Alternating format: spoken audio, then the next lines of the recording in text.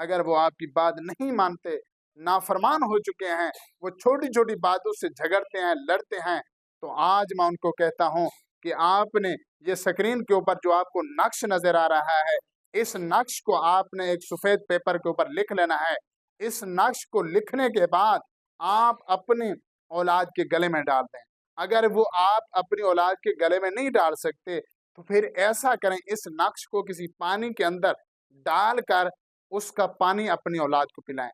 और इसके साथ साथ आप ये अमल करेंगे, आपको इंशाअल्लाह चंद दिनों में, ज्यादा नहीं, हफ्ता नहीं, 10 दिन नहीं, चंद दिनों में आपकी औलाद बदलती हुई नजर आएगी, आपकी बात मानते हुए नजर आएगी।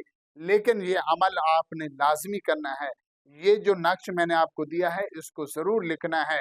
इसको लिखने के बाद आपने पानी के अंदर डाल देना है, और पानी के अंदर डालकर आपने उसको, उसका पानी थोड़ा थोड़ा पिलाते रहना, ठीक है ना।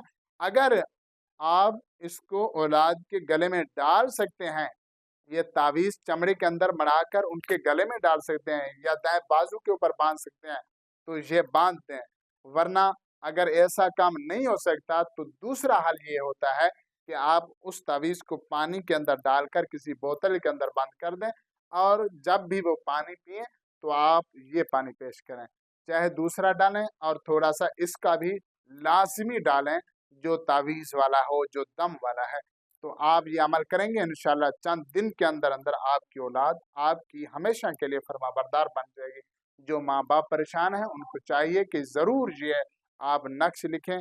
तो मेरे भाई दोस्तों, इसी तरीके की मज़ीद अच्छी अच्छी वीडियो देखने के लिए हमारे यूट्यूब चैनल को लाइक शेयर ज़रूर करें, ताकि हर नई आने वाली वीडियो आप तक पहुँचती रहे। मिलते हैं नेक्स्ट वीडियो में, तब तक के लिए अल्लाह हाफ़िज़।